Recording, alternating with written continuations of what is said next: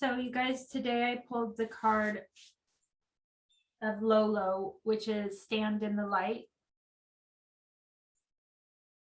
And I'm going to read to you guys what this card is saying to us today.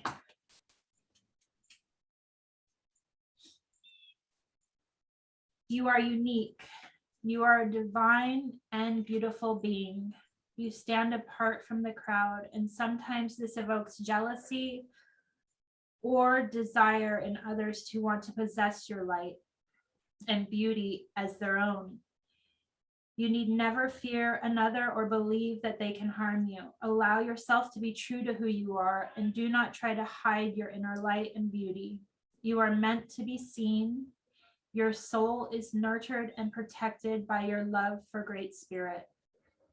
Don't avoid the spotlight or try to hide yourself, nor dull your light to appease others or your own fears. Your true inner divine light and beauty is meant to help others. And the only way that can occur is if you allow yourself to fully be and express it. Do not shrink away from the magnificence when you feel challenged. Instead, step it up to an entirely new level of boldness. You have a gentle nature, but you are strong. If you have become obsessed with the beauty or power of another, it's time to come back to your own divine beauty, to unearth it, explore it, express it, and let it shine. Trying to blend in will drain the energy from you. Let those who are attracted to your light adapt to your level of divine expression. You are the benchmark, and they will evolve to reach you.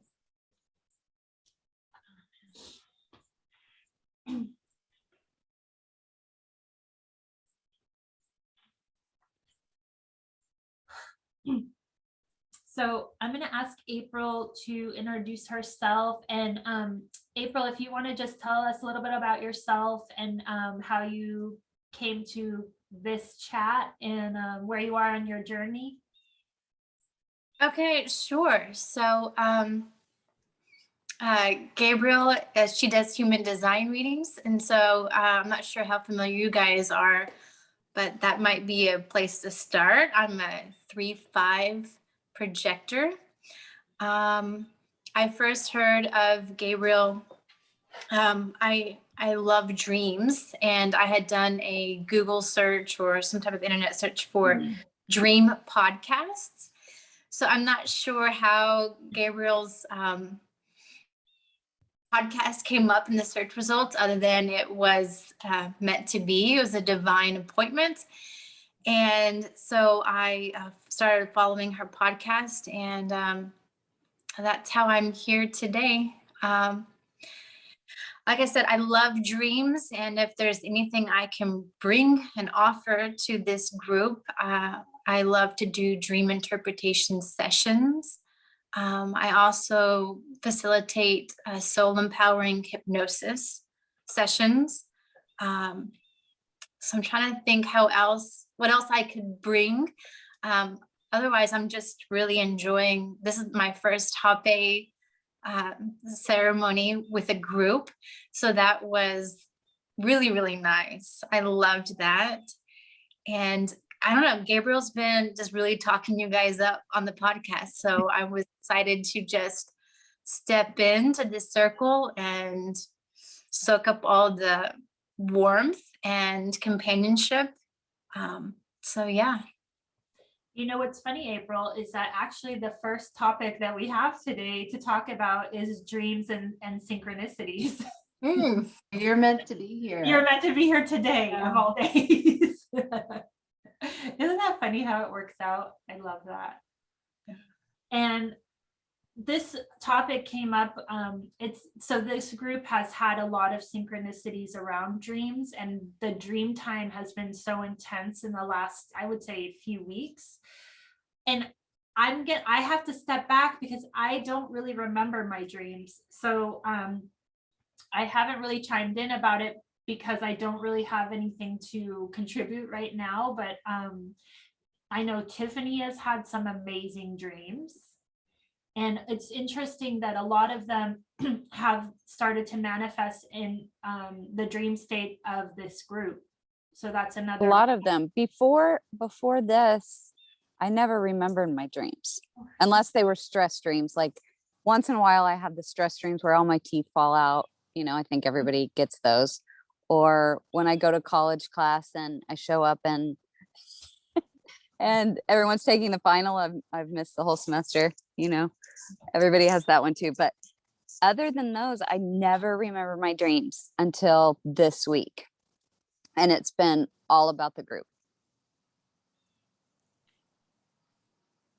Yeah, and like just to bring it back to square one, I think when it started, the first, maybe it wasn't the first, but to me it feels like I had a really rough night and I just kind of like hit up the group chat the next morning, like, whoa, That was my first dream. Yeah, that was the first thing. I messaged the group and I was like, you guys, I'm feeling crazy. Like, just hope everyone else is doing well. And just kind of put that out there. And then that turns out that was the night that you had a dream and I was in it. And actually, before I even messaged that, you were like, you know, thinking of me and praying for me. So you tapped into that energy, which was wild. Yeah. And then someone had a dream about putting something in baskets. Was that you, Tiffany? Yeah, it was Okay. putting it was shells in empty dog food bowls. Yeah. And then at probably about the same time, I was dreaming that I was trying to put these orange balls in these baskets up on the wall, and I couldn't get the right color. I couldn't get it right. And then Gabrielle showed up and showed me, no, this one. You got to put this one in those baskets. And then I was able to leave wherever I was.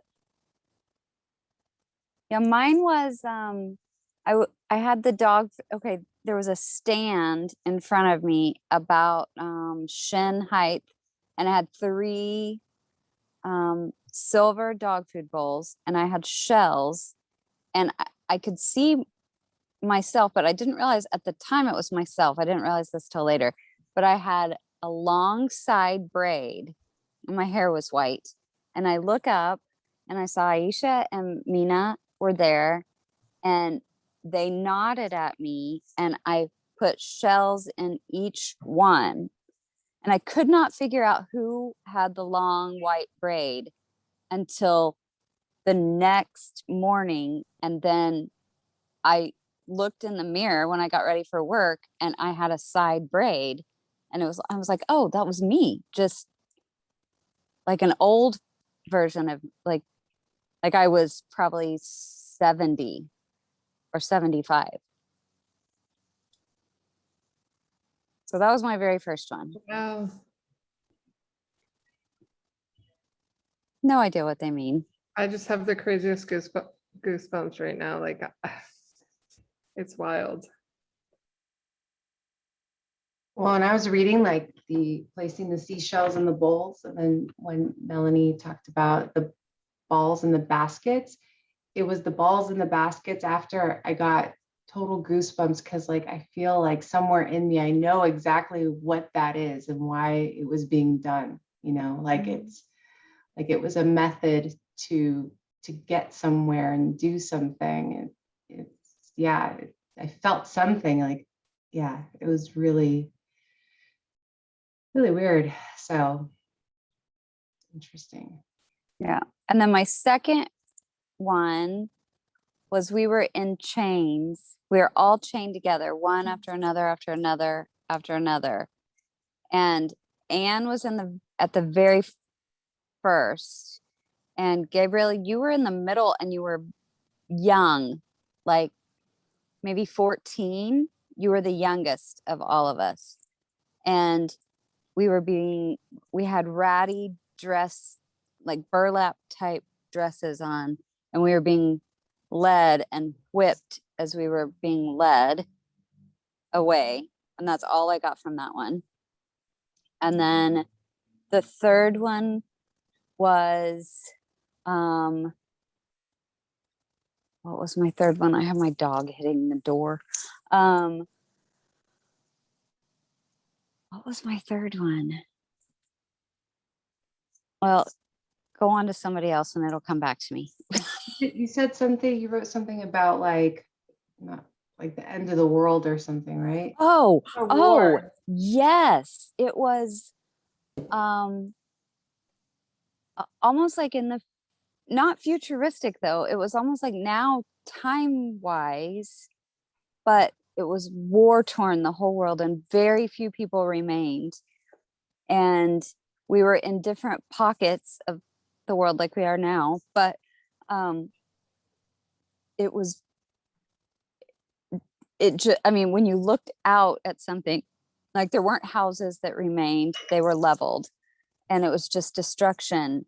And we could not find each other or figure out how to get back to each other, but we knew we were all still there, if that makes any sense at all.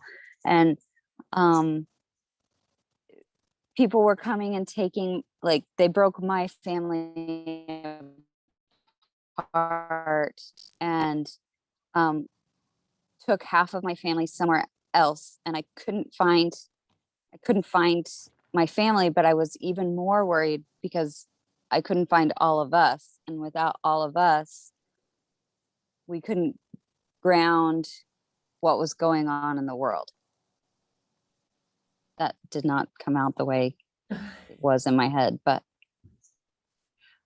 So I had a reading yesterday with the girl that does A Girl in the Universe.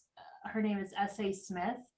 And so she's been saying that by the next full moon, which is I think August 22nd, there is going to be a shift. And I saw a video which I'll share with you guys, but essentially, and this makes sense in the sense of why I've been talking about tuning in with your other senses, because what she's saying is that there is going to be a shift in how we will find each other is through telepathy.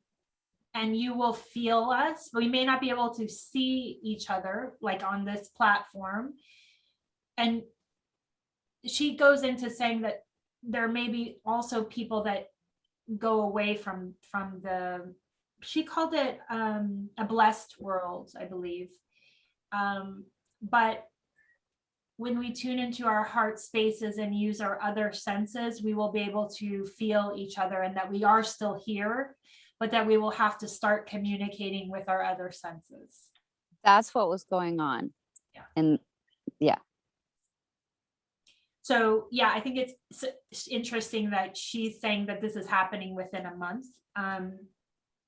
You know, I don't, and she's not saying that everybody dies. It's not that. Right. It's that possibly we will be, I guess, transcending to a new dimension, and we will be able to view what's happening. So like something about how the people that are transcending to the higher dimensions will be able to see other people in the third dimension still, but they won't be able to see us in some way. And we won't be able to really see each other with the same eyes that we use in this third dimension, but that we have to start feeling into each other. We have to use all of our senses to know that the other is still there, because that is, I mean, I got really deep into the matrix and got kind of more clarity on it, and all the messages that I had gotten, and that we all are represented by those spheres is true. And that she's confirmed that, yeah, it's like they're, each of them are a portal, and that you need to ground their energy. And I said, I know they have to. I told her about the crystals and burying it, and that you guys are supposed to bury your energy in your space, and that is creating the ley lines for this new dimension. And what I felt, and this, you know, it's great to get confirmation, is that we've already done a lot of the work. That blueprint has already been started. So it's not that we are starting from fresh. We already have that communication started. It's just deepening into that. And that is also the practices of using your senses, because that is how we are going to be communicating with each other going forward. I also feel like the putting things into bowls or baskets to me feels like balancing energy. Like someone within this group needs a little bit here, needs a little bit more, whether that's for us to connect better or, you know, like that feels very intentional, that message. And she also said that come this date, the matrix that I see is going to be changing. And she said not to be fearful. It just looks different. It will start to look different to me, but that it always has looked that way. I can only just see like one aspect of it now, but it will start to look broken, but it's not broken. It's just getting stronger and it's getting more defined. So yeah, so I felt like this is we already planned this long ago. Like this is just happening because we're here in this time and space, but we all subconsciously know what we're doing. And there is no, again, no leader. It literally is, we each are holding a sphere of energy, and that is what we're here to do. This is just the connection in this dimension.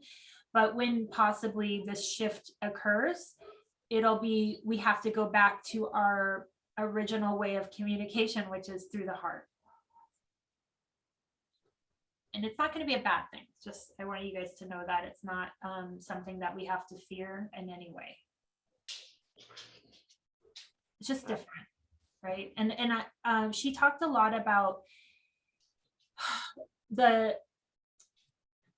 our parallel lives are converging. And the dreams that I do remember, it's a lot of my parallel lives that are either ending or joining with me. And she talked about and actually this is good for Andrea, is that what's happening is you're connecting with that part of yourself to bring that power back to this center.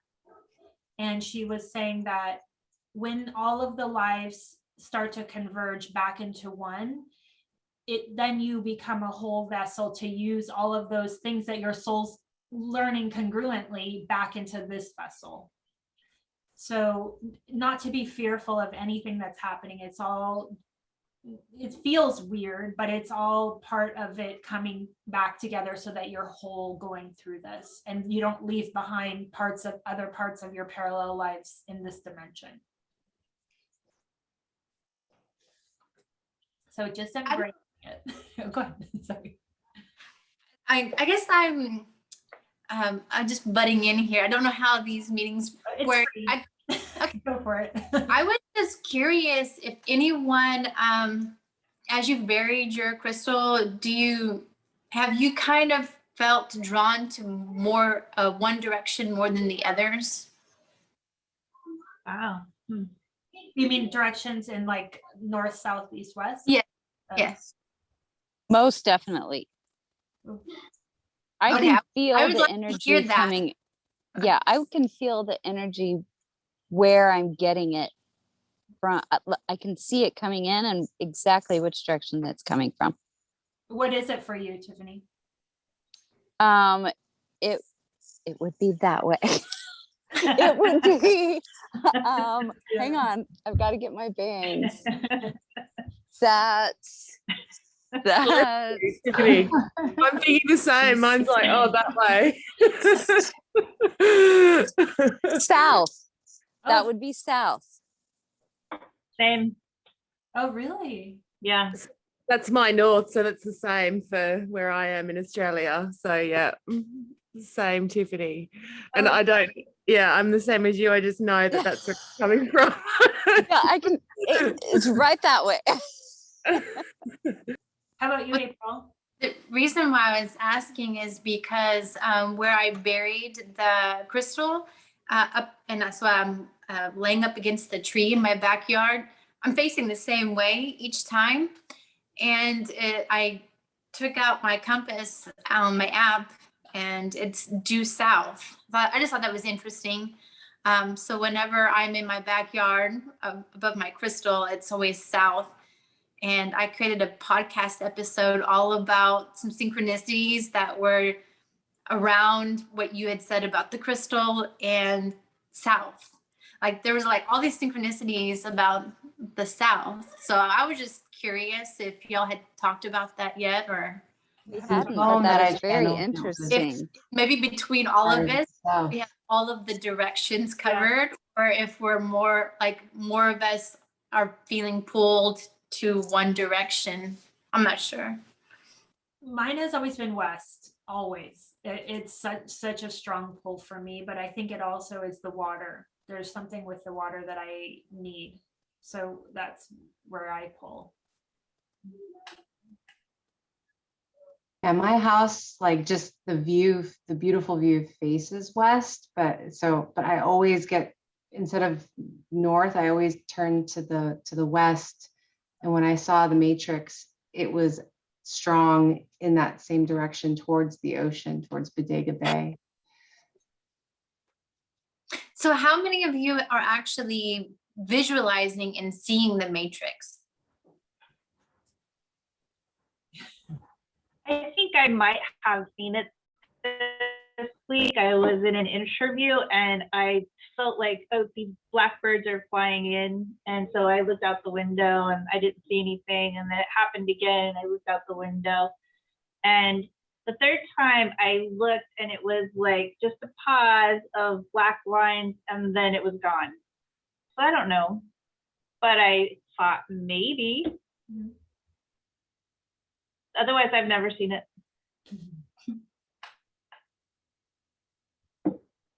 Yeah, I think it's so interesting. And I'm getting to the point where I'm not judging my journey, because I know, just like with the Akashic records, we all read, those who do the Akashic records, we all read differently. And so, yeah, so even though I haven't seen the matrix, I'm there energetically, I believe. So, but. I definitely believe that. And I think that, like, as we all know, our gifts are different. And like one of the things I ask is why do I need to see it? If I don't understand that part. And I think it's just like, I just think that your senses, or your eyes, in this case, eyes, have changed. And have talked to you guys about how it depends on my vibration. It's not where I am. But okay, when I go to the cliffs, it's the strongest there, no matter, but I assume my vibration is going up because I'm going there to meditate. But I can see it everywhere now, just depending on where my state is. And yesterday she mentioned up in my ears, and we've had this conversation. I've been having a lot of ear issues, and she says that they are, and they is not my spirit guides. It's me. But she said it's weird because there's multiples of me. And I said, that's how I feel. I don't think it's someone outside of me. I feel like it's me. And they're talking to me now. And I've heard humming, but I haven't heard voices. And apparently that's coming soon. But I think that, again, it's just your own visions that are your own gifts that start to just get deeper. She talks something about crystalline bodies, and I don't know if you guys know who she is. She's the one that does the energetic reports, and I'm sure I've told all of you guys about her. So she reports on the Schumann resonance basically daily, and she started seeing clients that had a crystalline body already, or crystalline DNA, and whatever. I don't know. It's someone else's terminology. I'll just say that. I think that different mediums see things in different ways.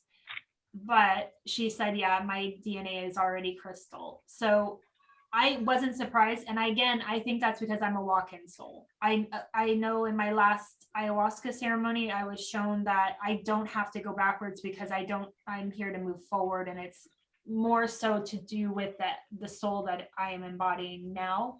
So it wasn't a surprise to me that she said that, but she brought up that in the next 3 weeks, my my mind will be completely let go. And it's interesting because I started the microdosing and I wondered, why did that come in? And I think it's to help release and the transition.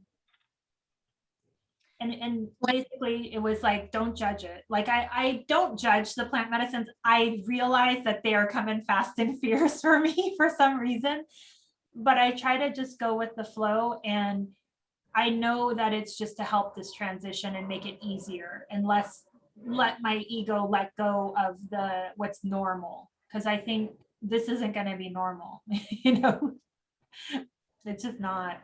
And I imagine that we all are going to go through this. So she said, just allow what comes in as a gift and as a lesson or as a thing to help ease you through the process. Like just as Hape did, it's the same thing. It was a tool to center and ground. And it's funny because now I don't feel the call to Hape as much. I only do it with you guys. And it feels amazing. I love grounding with you, but on my own, I don't feel the call for it anymore.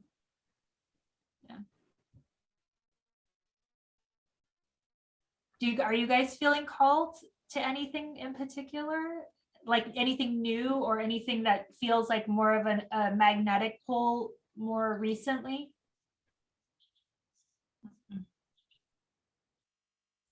Mina, I think you're going to say something. I feel like you.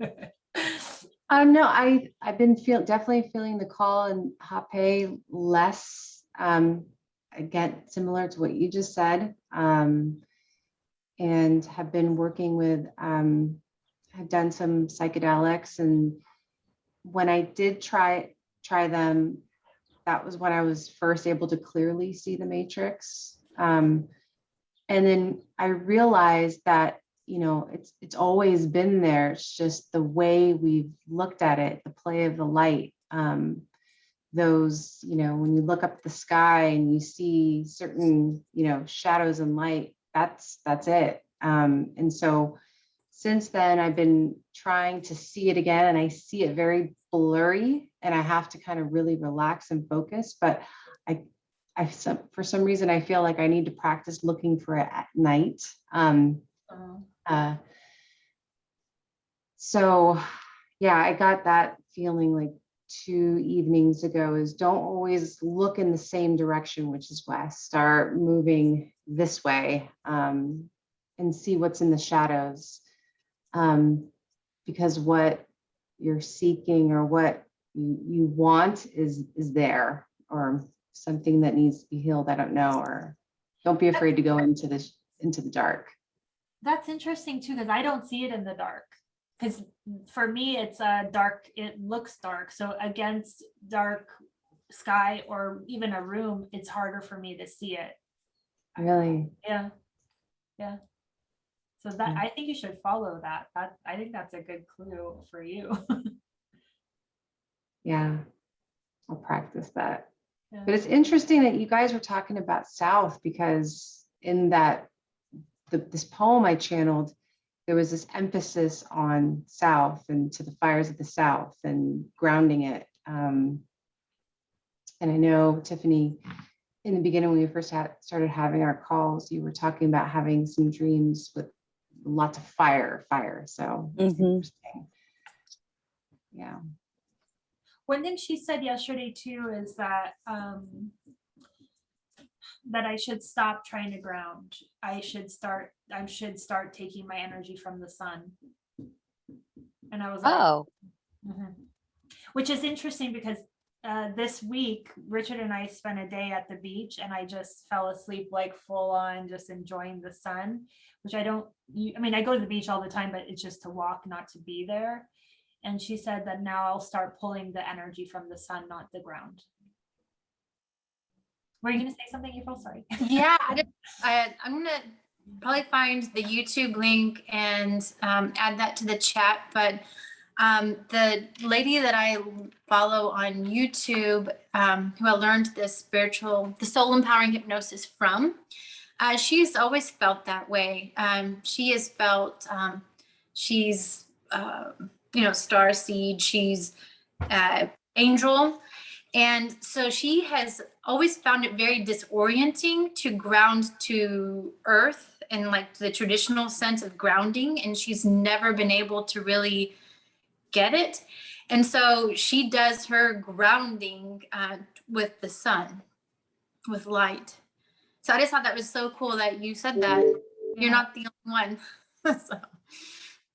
Do you think it's because being projectors, to, you know, absorb the energy of the sun versus those that are like generators and have, you know, have this energy to then, you know, that is a lot of times absorbed from the collective and then grounding it. So maybe it's not, maybe each like kind of method is different for what each of us brings, I guess, you know, based off our human design. Go ahead. Go ahead, April. I was just gonna say that, so Courtney is her name, and she was like leading us through a guided hypnosis session. And it's really cool because what she'll do is like, it's in a group meeting like this, and she will be talking and everyone else is muted. And so she will kind of walk you through it. And one of the things was, you ask your soul in hypnosis, like, what is my way of grounding? So you kind of ask your soul, what is the best way for me to ground?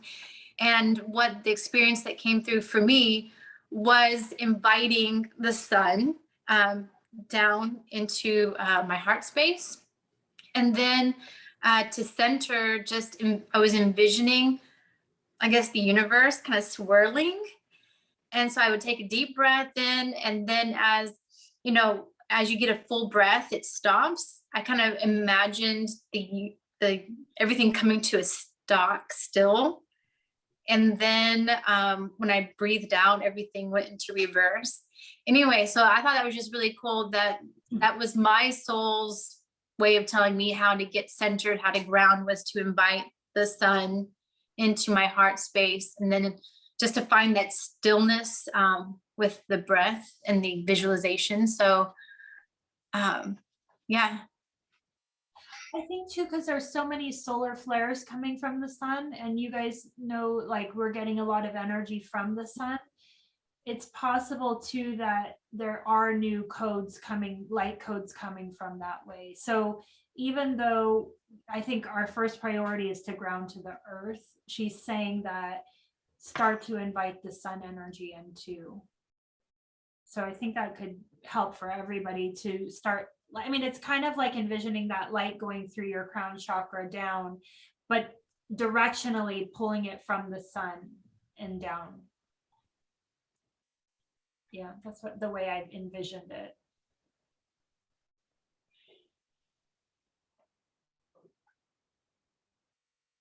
But I kind of, just to bring it back to the medicines, is that like really tune into what is calling, because if it is calling, it's because it will be helpful on your journey to letting go into what is changing. You know, it's hard, and I like sometimes I feel like, why I'm turning totally into like a someone that, am I reliant on these? Like, I don't know why they're coming in so fast, but you know, I know, like in ayahuasca, it's so my soul can play. It's so that I can feel what I actually feel like, because that part of me, that my higher soul, wants to be in this body permanently, not just in ceremony. And she asked, are you able to carry that with you after ceremony? And I said, it's interesting you say that, because then now microdosing came in, and I think that's the training tool to help release the tight grasp to this dimension, you know, to this like needing to I'm not like a controlling person, but you know what that feels like, that need to know what's happening. I wish that there were more of a psychedelic community or presence where I am, where I could participate in ayahuasca ceremonies and stuff like that. So I think that's really cool that that's an option for you. Where are you? Where do you live? I'm in Houston, Texas. So I was thinking about that today, how I would really, I have what little experience I have had with plant medicine, I've liked it and I've wanted more of it. And I guess with the hypnosis, that the workshops and stuff that I've been, it's just a matter of breath. And so it is really cool to be able to know that those states are possible just with breath and mindfulness and that kind of stuff. But I would really, I'm trying to call in some of that plant medicine community. So that would be really cool.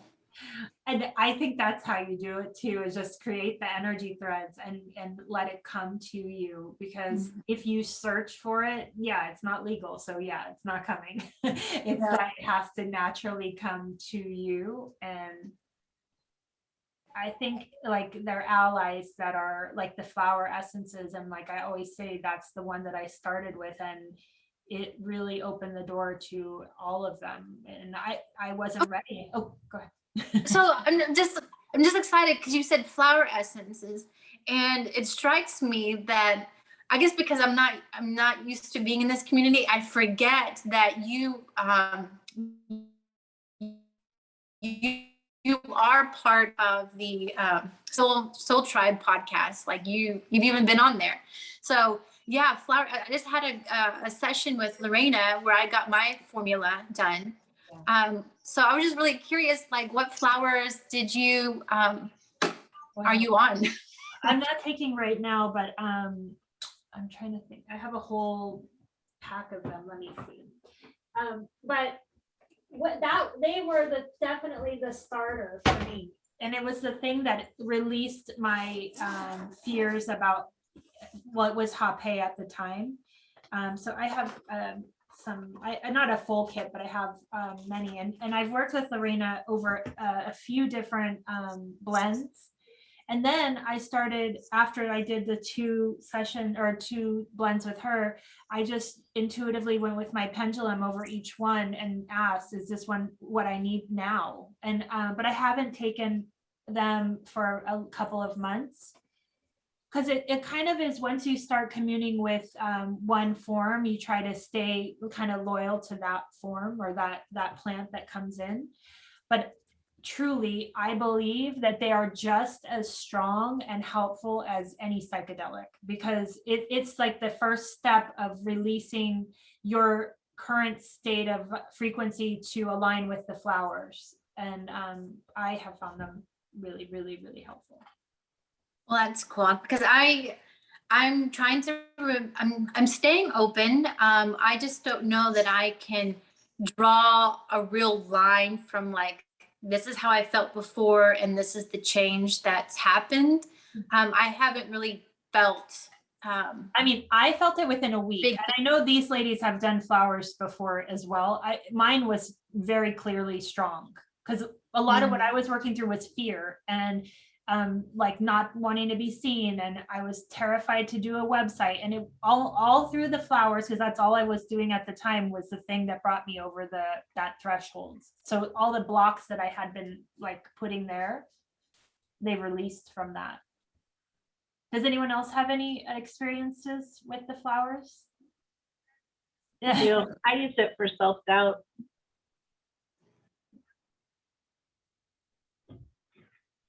Yeah. How was it, Melanie? Can you explain that? It was amazing.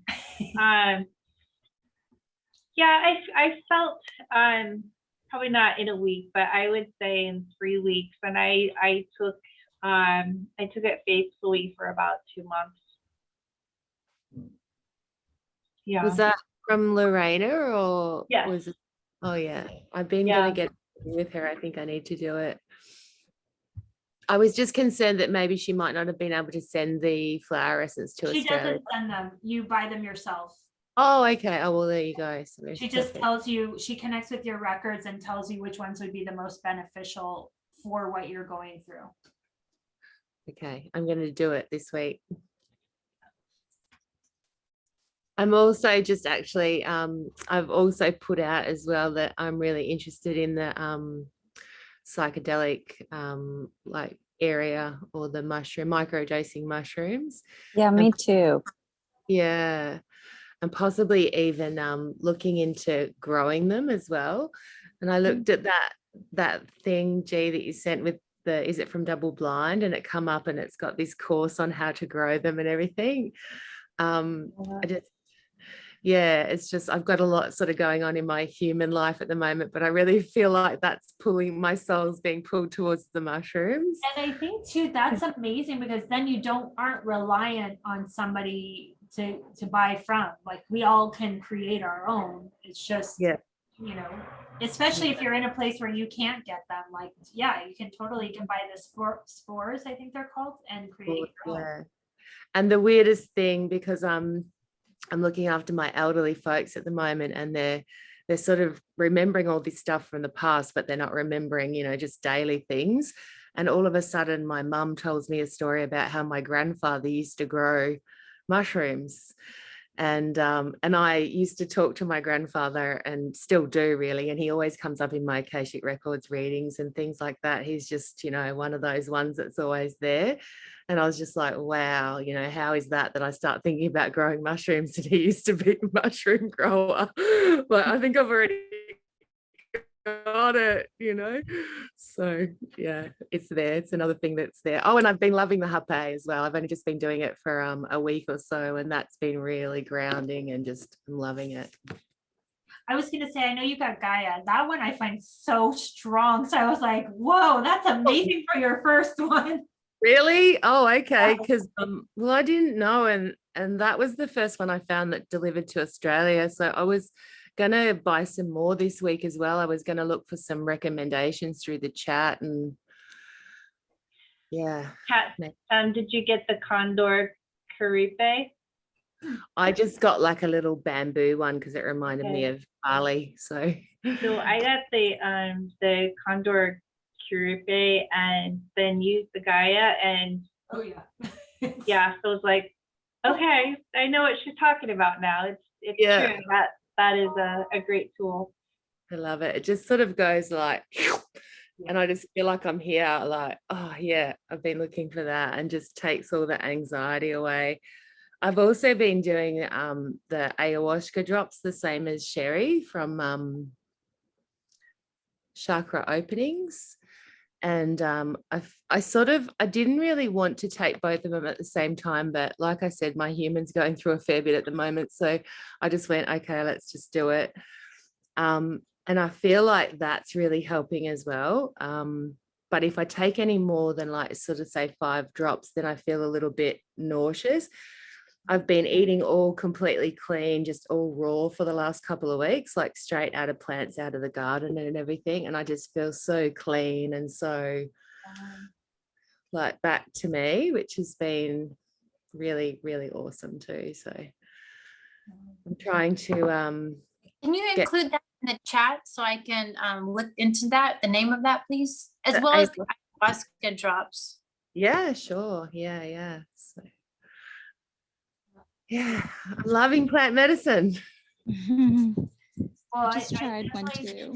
Oh, go ahead. Oh, sorry. I was just gonna say you kind of, well, the day that you said in the chat, you're taking Gaia, Katrina. Yeah. I got my little shipment and I got Andino, but I don't know. It's not, it just grounds me. I don't know if I'm feeling anything else. I don't know. But you did it. This is your I first. did it. Yeah. Like, I think it's just coming to me like you, Gabrielle, like, you know, the mushrooms came, everything coming in backward order. It's like Aya, then the mushrooms, and then the sananga, the mushrooms, and then now this hape. And then I think I'm going to do Bach flowers after this. So I'm going that's backwards. So you go backwards. So you're going to go back to the flowers as well. Going backwards. Yeah. So, and then I'll just go to myself, I guess. But I don't know. I just tried it for the first time this morning. Okay. And I did 3 doses because the first time I felt like I was a little hesitant, and I felt definitely like it stung, but I needed more. So I did more, and then I did another dose, like all in one sitting. Wow. I know, I was like, I just felt a little nauseous sort of, but I did feel like it did make my meditation go a lot deeper. but I'm Yeah. not sure if I'm seeing like stars and stripes or anything like that.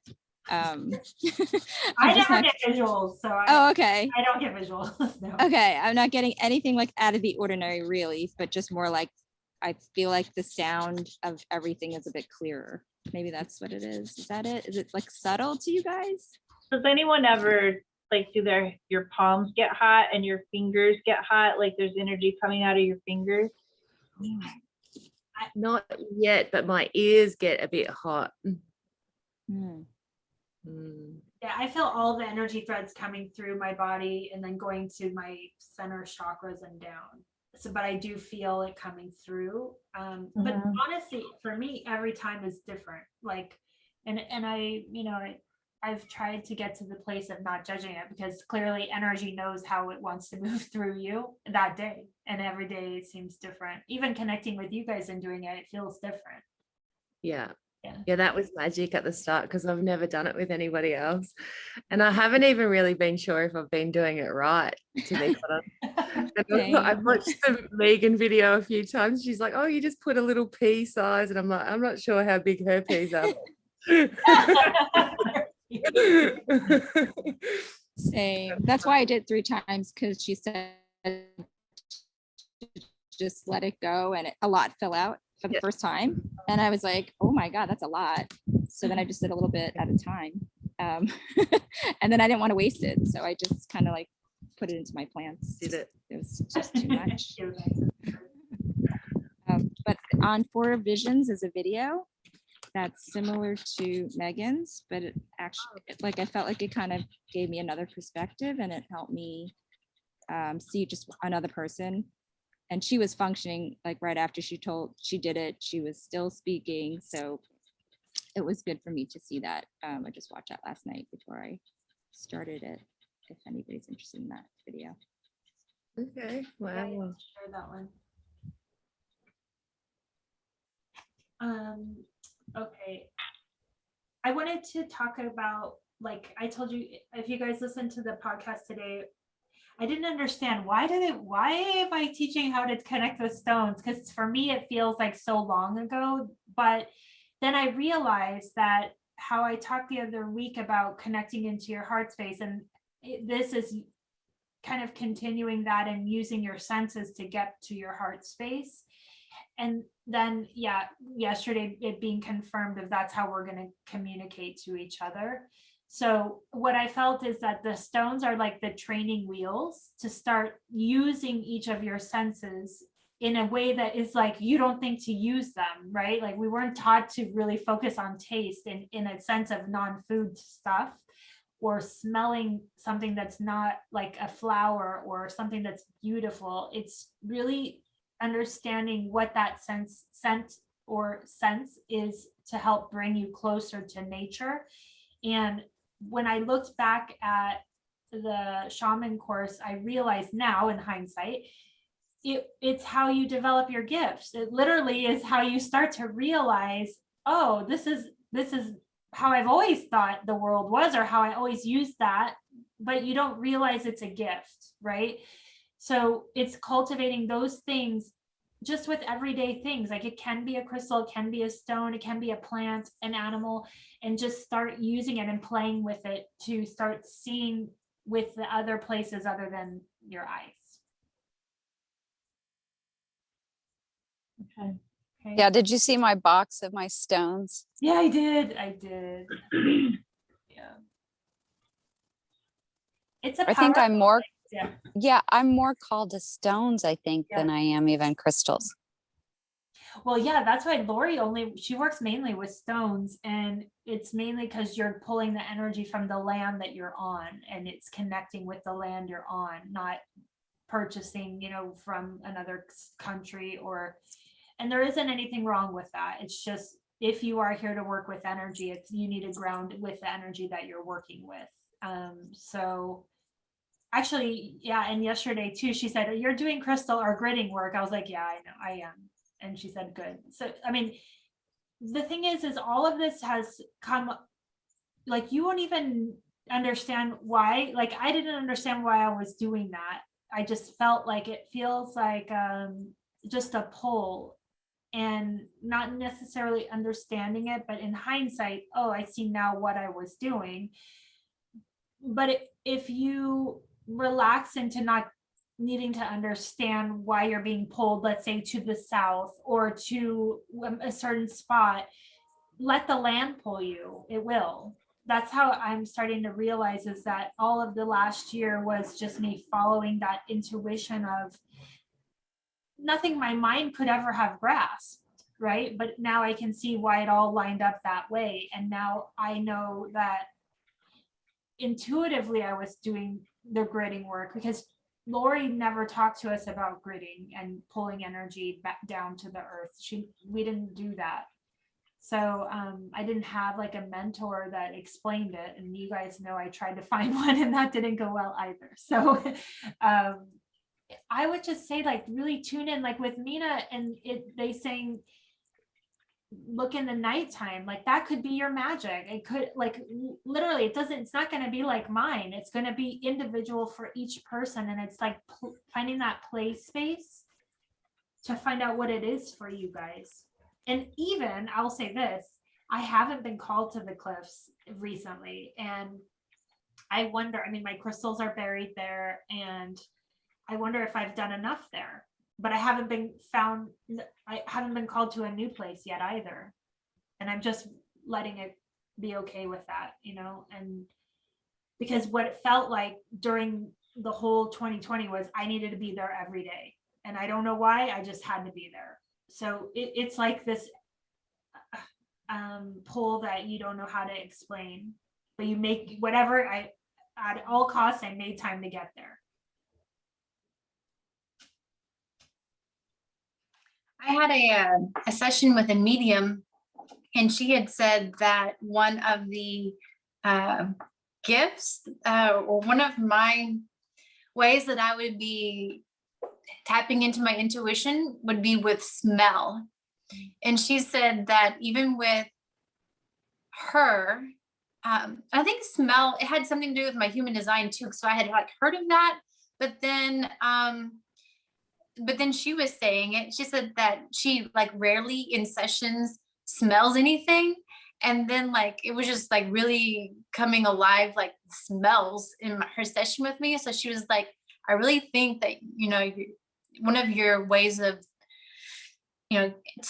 tapping into your intuition is going to be through smell. So I just find that really fascinating. And I'm like, okay, bring it on.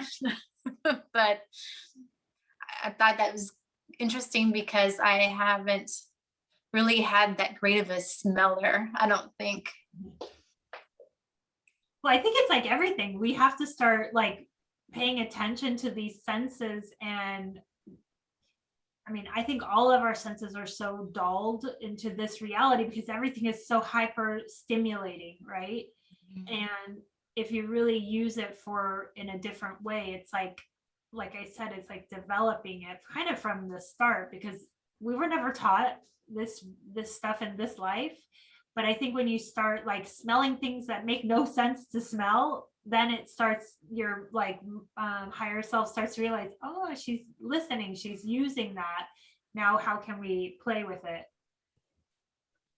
Yeah, and one of the things that she had suggested, because I was like, oh, that's really cool. Like, how can I start using that? And she had said, like, when I do smell something, for instance, like when I find myself reaching for, I don't wear perfume because I have like, I don't know, like allergies to a lot of perfumes, but it's so strange. Like I will have some Brute aftershave. And so sometimes I'll just take the lid off and take a little whiff and then I'll put it back. So I think that's a little weird, but anyway, it's just like whenever you find yourself drawn to smelling something, first just be aware of like what you're doing. You're reaching for a smell, and then ask yourself, what emotional state, like what are you feeling emotionally that's making you reach for whatever that is. That makes sense. Like what I came up for me is it's like a soothing, what is it that it's soothing into, Yeah. So if you find yourself reaching for something that's soothing you, whether it be any type of beverage or a smell or like your favorite comfy pajamas, with the touch, like what are you feeling that's making you, that's urging you to reach out for whatever that comfort is. I actually, So just bringing awareness to it. the other, I never have verbalized this, but a few weeks ago, I always sleep on this side of my body, and I said to Richard, like, this is perfection to me. One night when I was going to sleep, it's like fetal position on this side, and I was thinking, like, why do I feel so nurtured in that state in my bed, like right before I go to sleep? And I go to sleep like so quick, and it's almost like that space and that nurturing moment just makes me let go of everything. And so it's interesting, you're using a different sense, but yeah, like what is the thing that makes you feel like so deeply nurtured inside? Yeah. Well, going back to what we're drawn to, I can tell you something I was not drawn to. I tried it. Ladies, I tried the Sananga. I wanted to get something out of it because, I've followed Gabriel like with the Habe, and I loved that, and some other things have been nice. And I was like, okay, well, I don't have much of a plant medicine community here, but wow, I can have access to these drops, so I wanted that to be a thing that I could. And so I will just tell you this. I am such a spendthrift, okay? Very conscious about money. I'm working through a lot of stories I've told myself about, because I grew up in poverty. So I have a lot of stories around money, what money is, and if I deserve it. So I have a lot of that stuff. But I'll just say that I listened to Gabriel suggest going with the moderate strength. And I was like, shoot, I'm gonna get my money's worth, and I'm gonna get that strong stuff. Oh no. Okay. Oh my God. I survived like 6 days of that. Oh my God. And then after it just felt like battery acid in my eyes. And I'm like, I'm not getting any type of spiritual experience out of this. And I'm like, I tried, let me put this on pause. I'm going to order a bigger bottle from Amazon, wait for that to come in, and I'm going to dilute it. So I did that. So I guess it was half. I diluted it with, the same amount of water. And so I think I did that for another 5 days. And I was like, you know what? It's just not for me. And I need to be okay with that because this is not serving my self-love. I felt like I was just kind of torturing myself. And I felt like I have done so much of that in my life, torturing myself with things that I thought I deserved or didn't deserve, and just stories in my head. I'm like, yep, I'm just going to honor that this is not for me right now. Yeah. So it's still in my fridge. Well, April, I've still got some in my fridge as well, and I'm just not ready for it yet. Yeah, I know that it will come, but I'm just not feeling called to it. I've got enough with the Hape and the ayahuasca drops at the moment. I can't be like tipping acid in my eyes as well. you guys know that one for me was the hardest, and I don't know if I'll do another dieta. It is extremely hard. But I think that's the thing, is it's releasing the things that are extremely hard. And I'm afraid of it. It's like the most painful thing. Probably, I mean, I don't know if childbirth is worse, but it's terrible. It is terrible. just feel like a lot of the plant medicine is like a bit of a dance with your ego. Is like, what do you? Yeah. So can we talk about ego and getting rid of it? Yeah. Totally agree with that. Yeah, do you? Because I Yeah. sometimes I don't know what plant medicine I need to get rid of it, but then I'm like, oh, maybe I need my ego at the moment to protect from that situation, you know? I love that. No, I just go for the acid. Like I go for Sananga because it's the hardest and worst thing for me. And like I love going for the hardest thing just because I am a masochist. And yeah, it was like the only reason why I switched to Happy is because Sherry had said, oh, that was just too harsh. It was just like killing my heart. And the Happy was so much softer. And I was like, I should go a little softer on myself.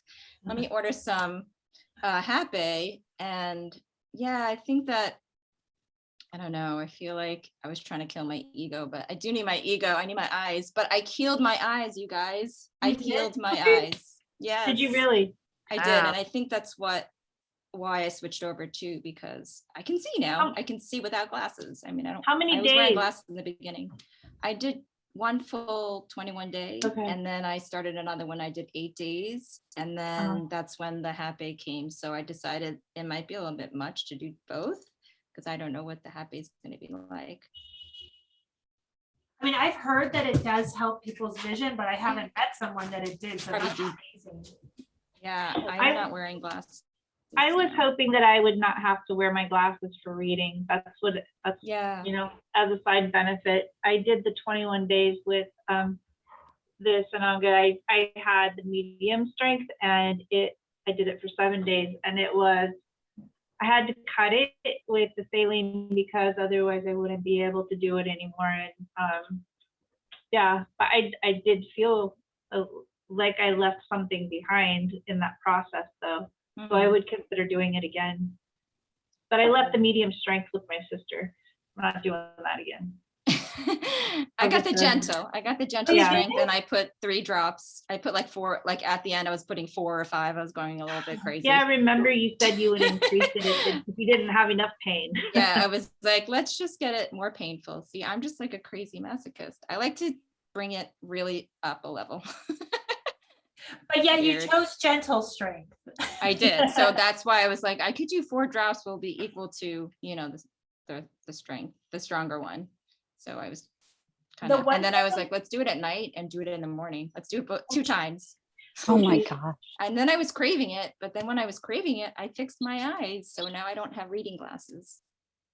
Wow. That's the only thing. I have perfect vision anyway, but I think I sort of started having bad vision when I was denying this a couple things like in my life. So I think it goes hand in hand a little bit. So now I'm like, oh, I don't need reading glasses. And do I need the Sananga? I don't know. I kind of like it. It's like, I kind of miss it. So I know it's like putting acid in your eyes. I don't know why I like it so much. Are you meant to do it in the morning and at night? Are you meant to do it twice a day, or is that just because you're a masochist? Oh, I just asked for visions if it would be okay, and they said to ask the medicine, and the Oh. medicine kept calling me. Oh. Yeah, and I don't know. Yeah, I guess I just felt like it should be stronger, and I kind of wanted to get it before bed and see what it felt like to go to sleep, because I don't remember my dreams, so I was hoping it would help me see my dreams, and it didn't. But I dream enough for you and no, you both. thank you. I know when I read your text, I was like, oh, okay, just dream for me, because I know I'm dreaming and I'm astral traveling, definitely, because I wake up really tired. And I know I'm going places. I did remember like 5 dreams in the last month, and they were very, very intense. But yeah, Tiffany, you're definitely dreaming for us. So intense. And I have never dreamed before all of them. Well, I mean, I know I did. I never remember them. I think that's so crazy. Like I don't know. They're so, and you can recall them so vividly, which I think is so It's interesting. not like a dream. When I wake up and recall them, it's like it's like I can still see, smell, hear, like it was like I was there. It was really going on. That's what it felt like. I think it is. I think it is 'Cause, too. yeah. Yeah. I don't know. Do you guys astral travel? Because when I astral travel, I'm really there. Like I'm really, Yes, I do that. And I remember those. yeah. I do that frequently, but my Uh-huh. the dreaming part is all new. So cool. I was gonna say the one person that I found 4 visions through, she did a dieta of the strong strength that you got, April, and she said the difference between medium and strong was like literally her body had convulsions with the strong. Like it was like Oh. moving the energy out on, like her whole body would be like flailing. It was different, completely a level up than medium. So I hardly could get through the medium, and I don't feel called to it right now either. So it's a hard one, but I also believe that it did something. I know it moved energy through. I know it did. And Yeah. I think too, like some people that go through ayahuasca have bad experiences or shadow stuff come up, but it's moving, it's coming up because it's ready to move out. So is the sananga, the pain, the thing that helps us release our tight grasp to these things, you know? Yeah, and I think the message for me, at least, was I am in, like, I have been traditionally in this lack mentality that I somehow don't deserve to be gentle to myself or kind to myself. And so the pain, I was not a stranger to making myself suffer. And I think that the part of that for me was, why am I doing this to myself when I wasn't getting any spiritual benefit from it? And the lesson was to love myself enough to feel like I deserve to treat myself better Yeah. than that. Well, think even with the hot babe, that's painful. And like tears release, and you know, it's because it's energy coming out that doesn't align with hot babe. So all of them are a way to release energy. But I forget. Yeah, mushrooms will do that for me. I'll just start, my face will be a wall of tears with the mushrooms. So yeah. April, you said you don't have a community around you, but there is a podcast called Ceremony Circle. I don't know if you've listened to it, but Mhm. she is based out of Houston, and she has people on her podcast frequently, and they're all out of Houston. Wow. So Okay. you for might, sure. yeah, you might check out that podcast and see where they are. Perfect. Thank you. Can you type that in the chat? I'm gonna have all Yes. these things to look at later. I think they're actually in Austin, and it's a Oh, is she? I Yeah. thought she was in Houston. Okay. her I think fiance also has a podcast, and she's a shaman, and they just moved recently from LA to Austin, and Austin is a huge community for spirituality. Yes, I knew Yeah. that. Yeah. So the person, I think, well, maybe it was the one she had on her podcast this last time that was from Houston. But anyways, But yeah, I was thinking that too when you said that, because I'm sure they're doing ceremonies. I can Mhm. like guarantee they're doing ceremonies, or they know Yeah. shaman. So, you know, I don't know if she shares it, but it's something to look into. And actually, I don't listen to her podcast anymore, but in one of the beginning ones, she's the one that introduced me to Yuri, who did a past life regression, and then I did the holotropic breath work ceremony with her when I was in Sedona. So yeah, she has some really interesting people for sure. yeah. The latest was, I thought the most interesting, and I could be totally wrong because I've listened to a lot between the last week, but her very last one, I could have swore that she is from Houston, but I'm sure she has listed on there, so you can look. What was it about, the last one? It's her teacher. She interviewed her own teacher Oh, of how when she started her journey and how she got started. hmm. So it was really interesting. I connected a lot with her teacher. She just sounds very salt of the earth and kind. Oh, nice. Yeah, that's nice. I forget who asked the thing about melting the ego or getting rid of the ego, but Oh yeah, Kat. oh, yeah. I think that I keep getting that message, Kat, and I don't know if it's the mushrooms. I mean, I think today was my fourth time taking, because I'm doing this protocol where I take one every 3 days. And it's so subtle. It's not like you don't feel like you're on anything. It's not like that kind of medicine, but I don't know. I think it is a little bit like more relaxing into the present moment, which helps to get rid of like the thoughts of what's happening tomorrow or what happened yesterday. But I also keep getting this feeling that we are supposed to release those the ego state. And part of me wonders, is it part of this thing that's supposedly happening within a month? Is the ego not going to serve us anymore?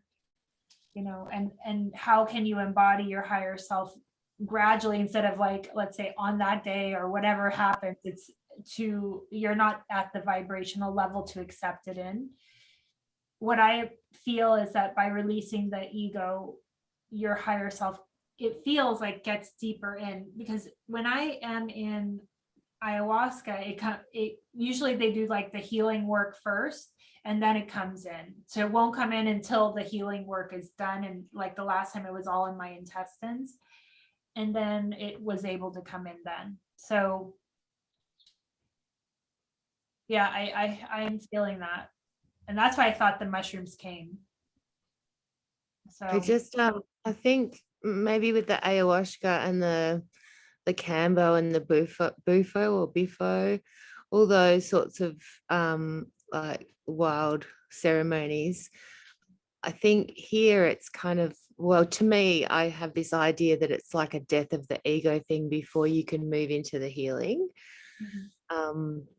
And I just am not really sure that, I don't know, I can't really put it into words, but I've just been feeling so up and down lately and just so, I don't know, almost manically depressed and then outrageously high.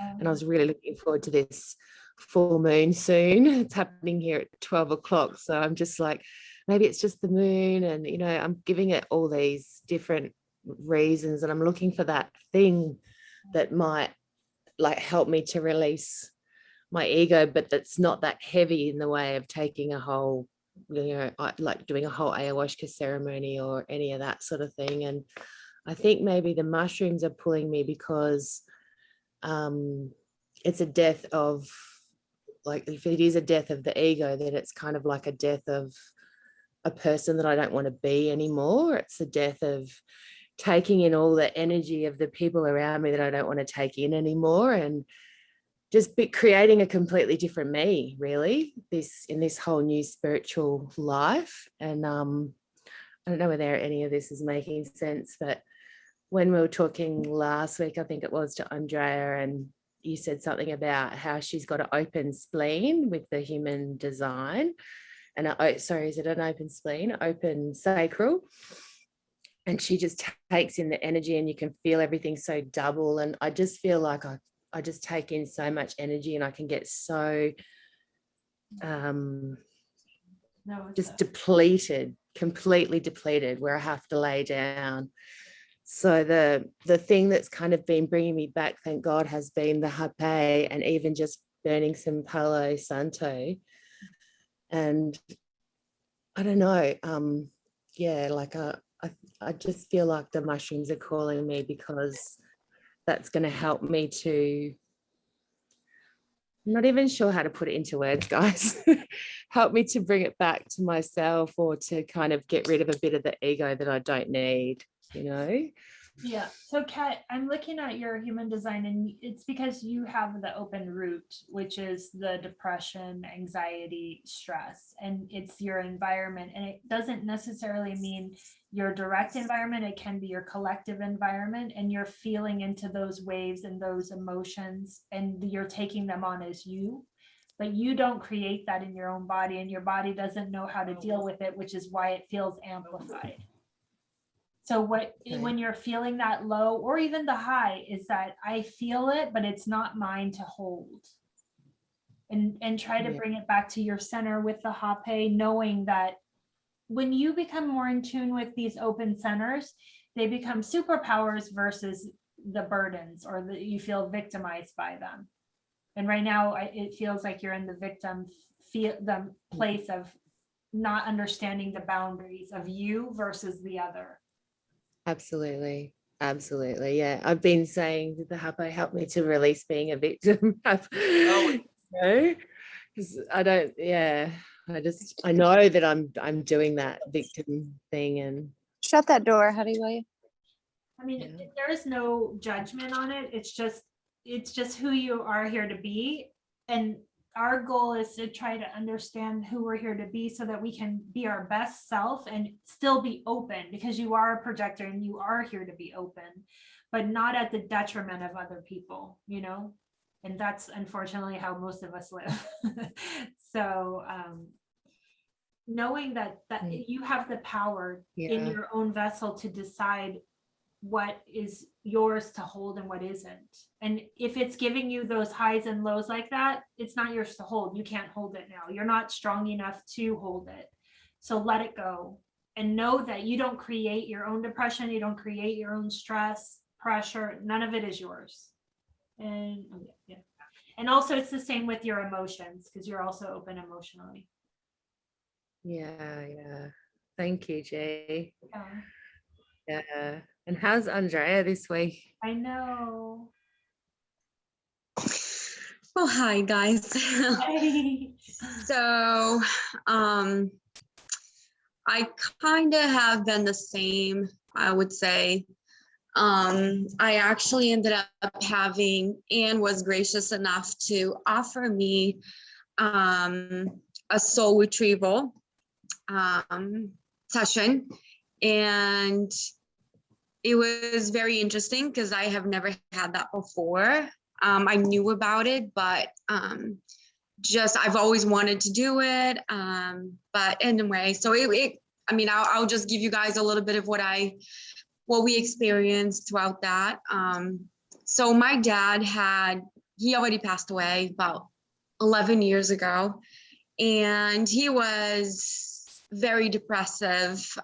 Just like talking to him was just like really hard. The last few years of his life, he was like in depression, anxiety, he was just having a really difficult life. And I've always been that person that, absorbed everything. I think probably a little bit like you, Kat, like I just take everything from me. But I have my own issues with anxiety, depression. And so throughout the session, or at some point, she did sense that my dad, part of his soul was still with me. And so we ended up releasing that part of him. And he was doing that to protect me.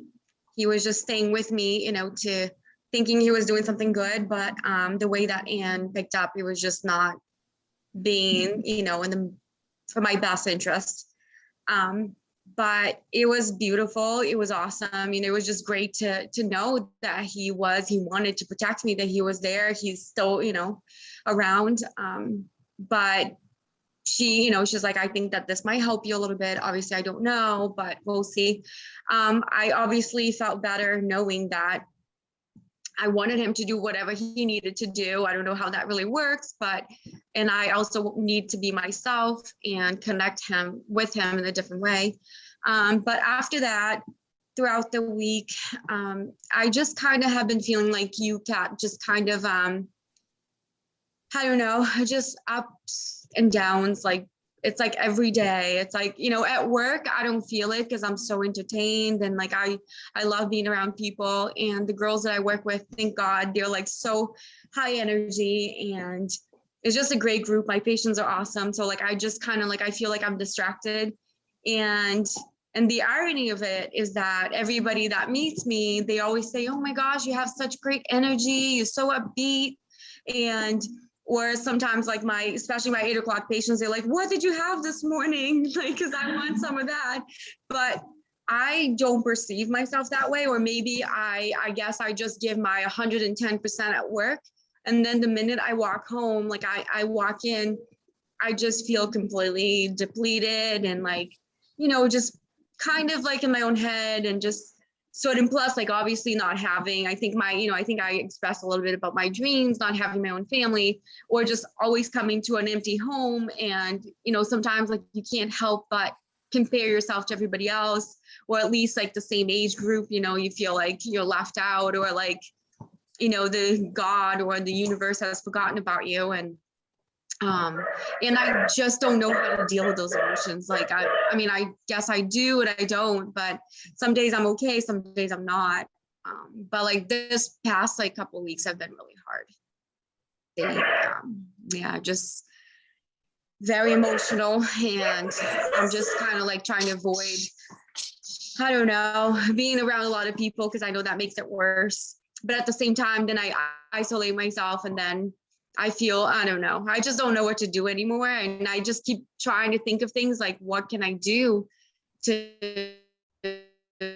make myself feel better? You know, and in doing the soul retrieval, we actually were able to meet the little me, you know, that lived back in Brazil, scared and just, you know, like, I mean, we were able to connect with that part again. And I guess I just felt very hopeful that you would be like magic. Like once I got through that I would be like, oh yes, I'm going to be back to myself. But and then I'm like, yeah, no, I guess there's a lot more there to uncover, you know, but it was great. I mean, it was awesome. I just don't know.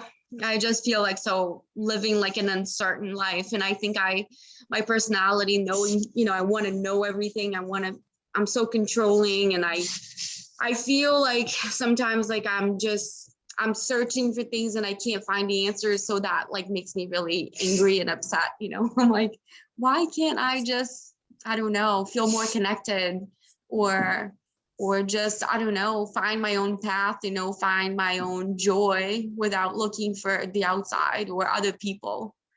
So yeah, that's me right now. And thanks for listening. Andrea, did you try the hape again? Actually 2 questions. And do you meditate every day?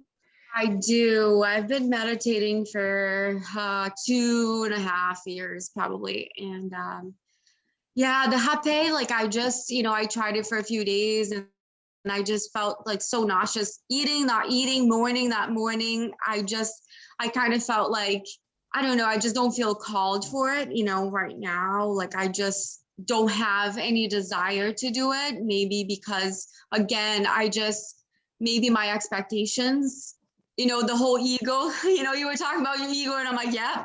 Can I just kill mine right now? You know, because that's how I feel. Like I want to experience things, but at the same time, like if I'm not getting what I think I should be getting, I just get kind of like, oh, okay, I'm done with this, you know. But I know I have to be patient, but like patient has just been a process. It's, yeah. I'm just not in the best like state of mind, I guess.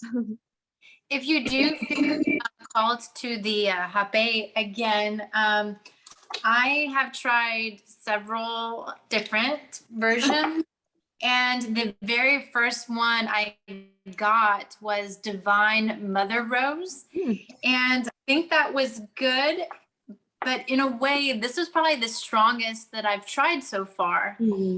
So one of the things I have liked, and I put it in the comments in the chat, it was the cacao heart opener hape. Okay. And whereas I would have a tendency to feel nausea with the Divine Mother Rose, to the point where even if I got a whiff of it, Yeah. I would start to get a feeling. Yeah, But that was me. the cacao heart opener was very mild, and in a way it did help me release. I do it in the morning. This is the first time I've taken a hot bath in the middle of the day without feeling sick. So that was a gift in itself. Yeah. But generally I do it first thing in the morning, and going with the cacao heart opener is very mild. And I do feel like, yeah, there's no sparkles or anything visual really, but I do feel just a great way of starting my day is that heart opening. And so I would suggest that if you do feel called to try it again. So Yeah, no, thank you. I mean, I will take any tips. Like, I definitely want to, just find something that will help me. I think I'm feeling frustrated. I think that's like the best word. It's not even like maybe if I just let go of that, expectations, I'd feel better and more open to whatever it is. But I think I don't know. It's just like simple things, it's just like, even when I just throughout the day, like we're just walking, getting home, and just like, I'm like, okay, today's going to be a great day. Just I set these expectations. And then like towards the end of the day, I'm just completely like bummed out that I'm like, okay, no, I'm just not feeling as great as I thought I was going to feel. Yeah.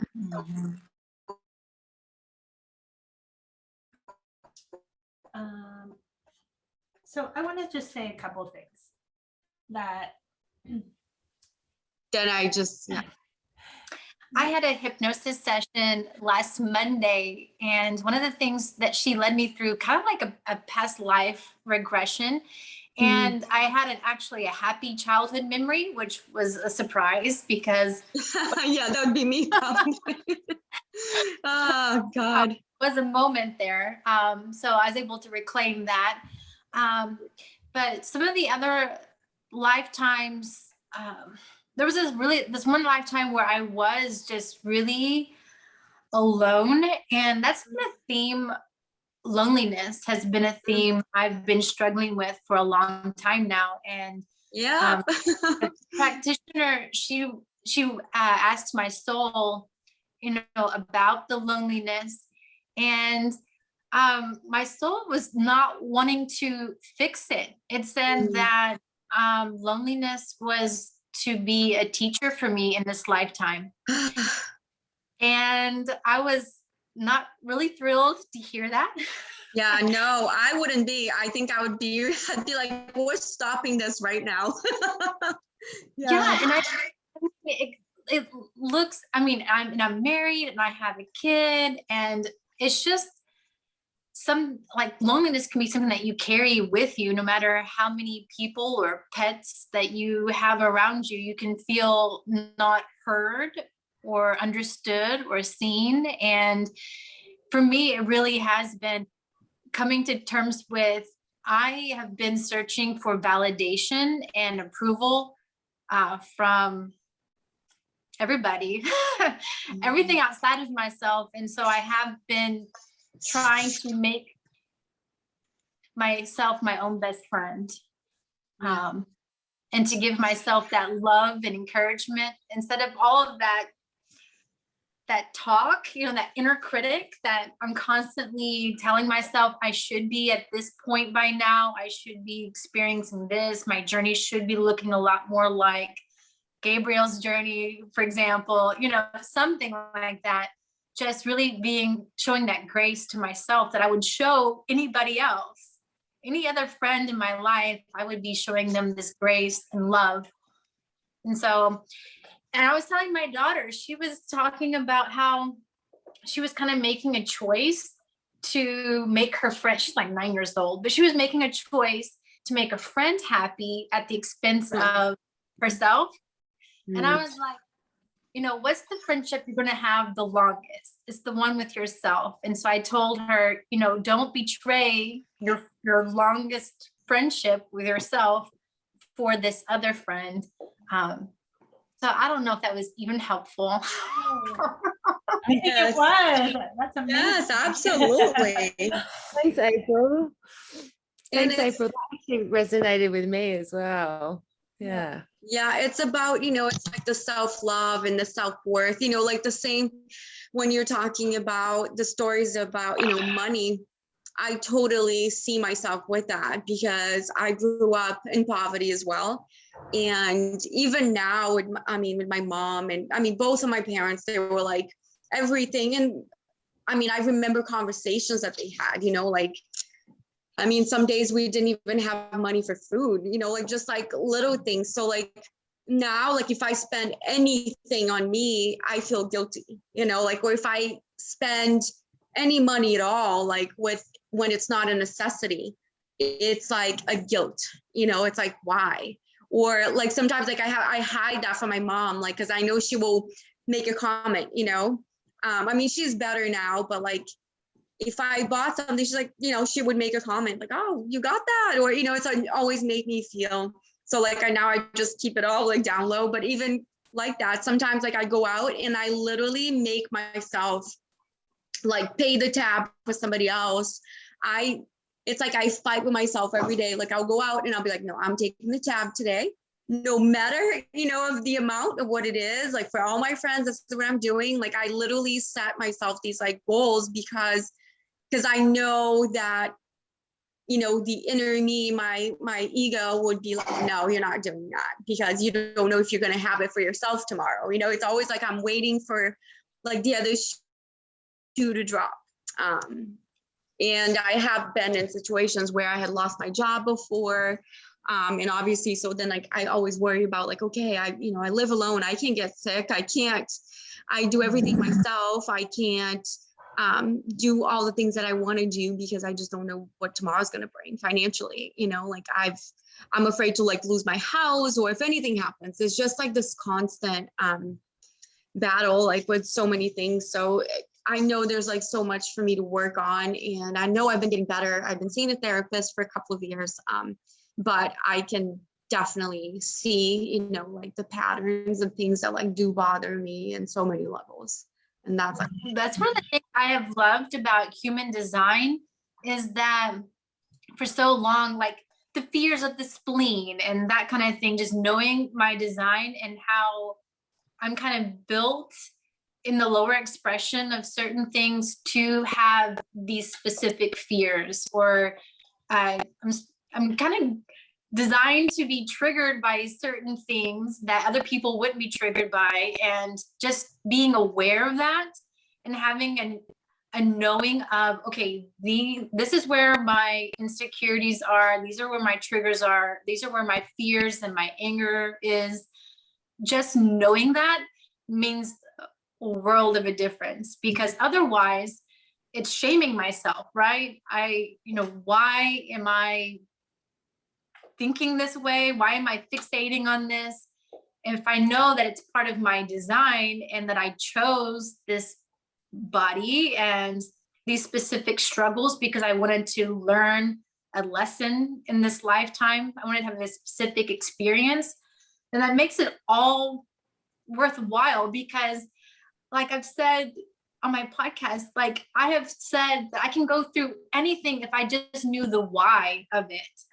Yeah. And so being able to reframe what I experience as painful in that I chose to come at it with this human design, to be able to learn specific lessons, it makes it seem a lot more for a reason, for a purpose, that I'm not struggling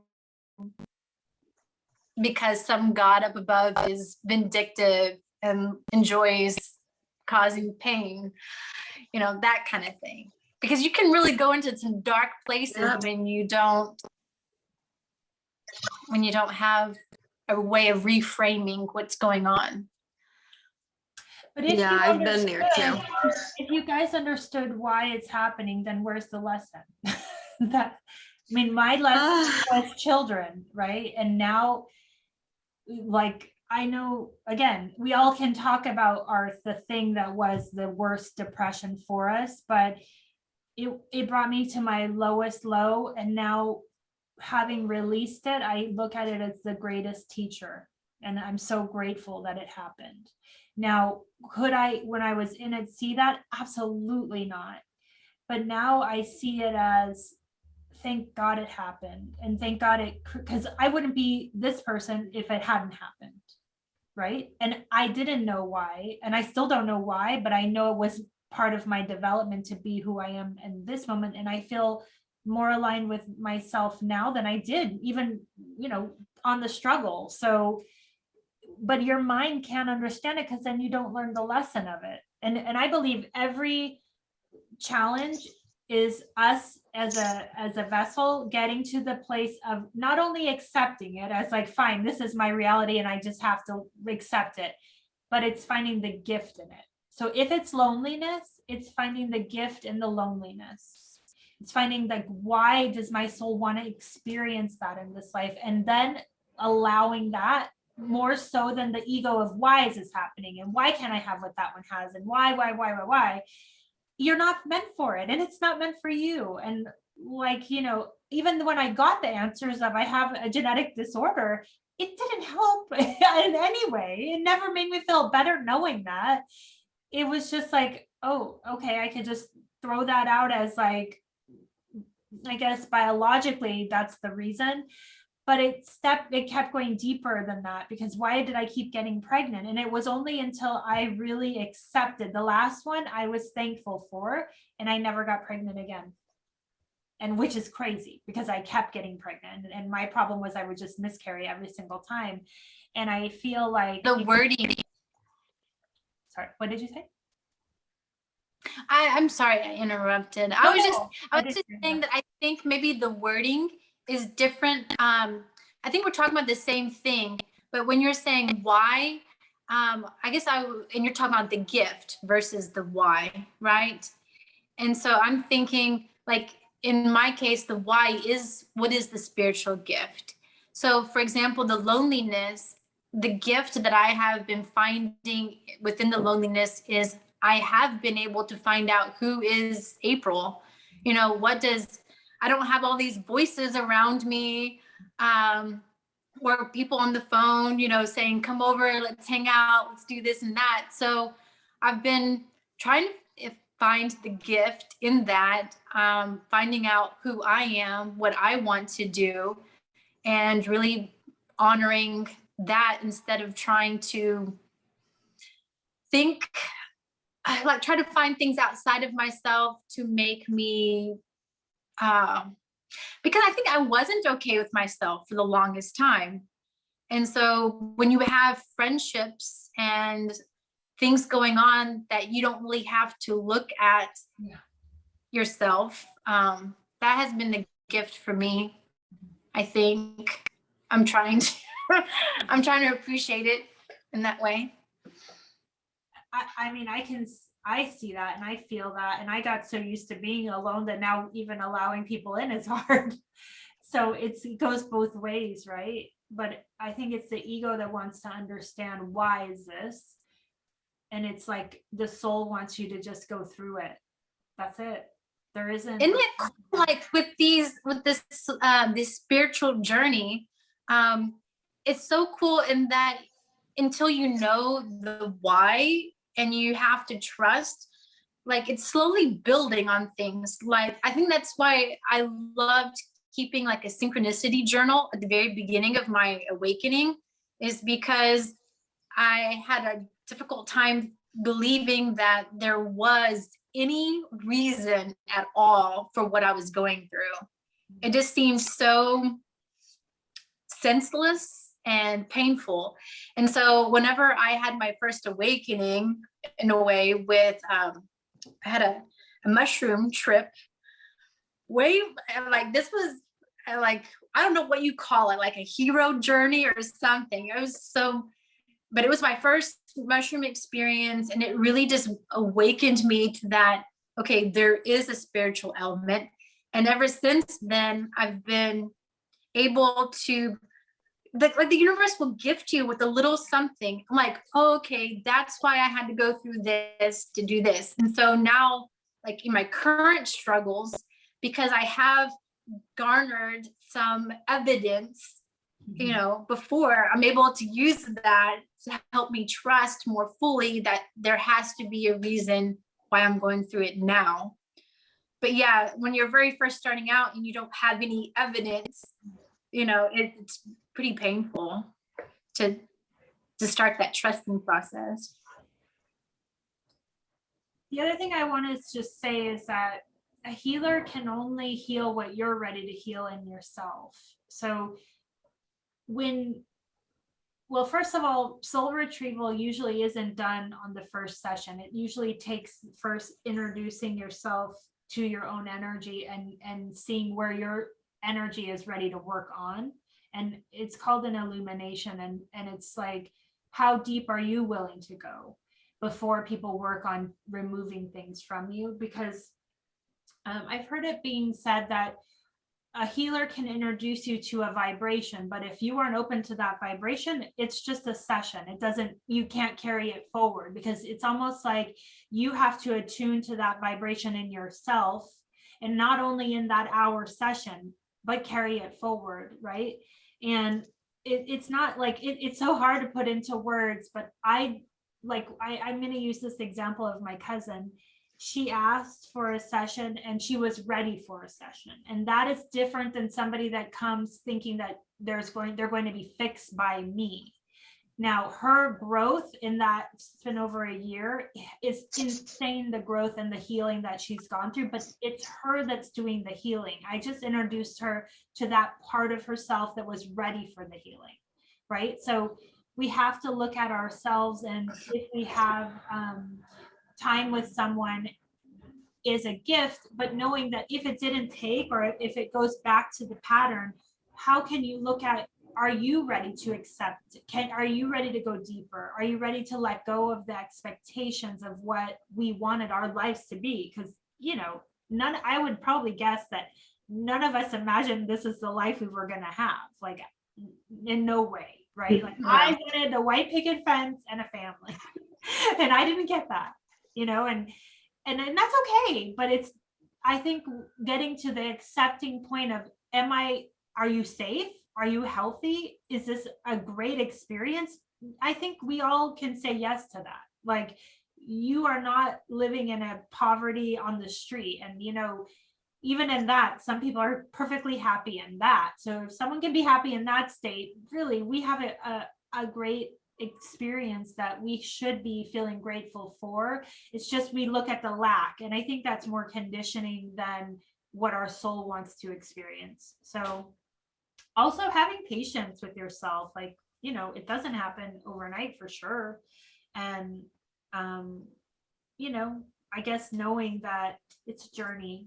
And I think that once you figure out one aspect, the next one comes in. I don't think it ever ends. I really believe that there are many lessons that we're here to learn. It's just, you can get stuck on one for years, and you won't get the next one until you master this one.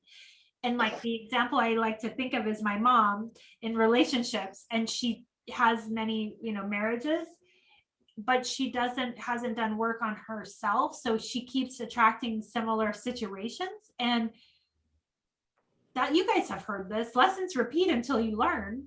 Right? So why would you think that something would be different if you're doing the same, thinking the same, being the same? The vibration can't shift because you aren't shifting.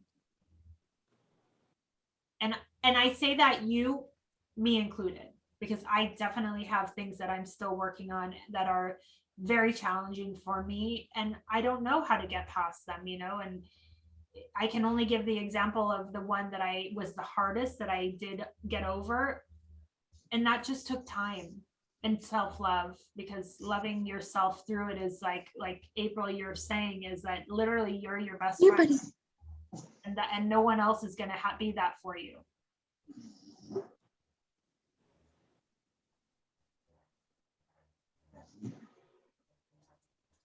I just happen to have a great book next to me as well that might be good for a few of you guys. It's called Self-Compassion by Christina Neff.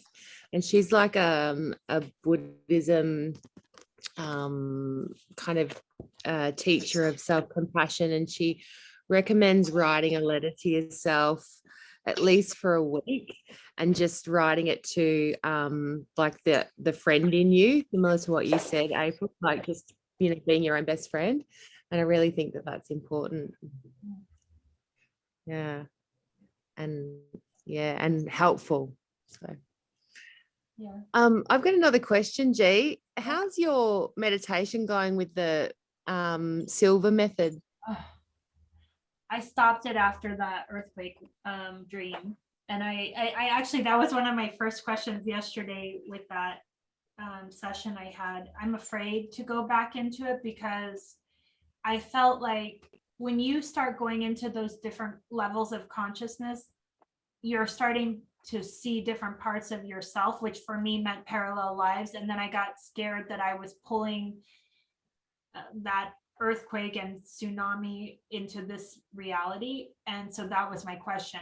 Did that trigger me doing that? Because I don't want to do that. So she said that, no, it's not possible. Yeah, I did feel the vibration of pulling that energy to me that day, but the condensing of the timelines is going to happen on its own. But it's not like if that scenario of the earthquake and the tsunami has happened in another life, because it felt so real and that it had already happened, it doesn't mean that I'm pulling it to this timeline. It just means that it's melding back in with this vessel. And so she said I should continue it. I've been afraid, honestly, because it goes deep. Like, I don't know if I told you guys, but there's a pulse that is playing during it, and it's like like a sound that trains your brain to start going into those different levels. And I mean, I've been hypnotized twice, so I know it's super powerful, but when you're by yourself doing it, I got scared. I didn't, because there's no one narrating the journey, right? So yeah, I don't know yet. I mean, I'm gonna do it. I know I'm supposed to do it. I'm just a little bit afraid. So I'll let you know. I was just curious. Yeah. Everybody. Oh. Kat, I had to go grab my book too. So this is called the Mindful Self-Compassion Workbook, a proven way to accept yourself, build inner strength, and thrive. And so you can like see I've actually done a lot of these exercises. Yeah, well done.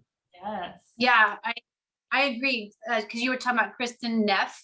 Yeah. She's the co-author of this workbook. And so I like. Yeah, I like her. She was taught by Thich Nhat Hanh, who is an amazing Vietnamese master of Buddhism. And I've been delving into Buddhism meditation for a long time.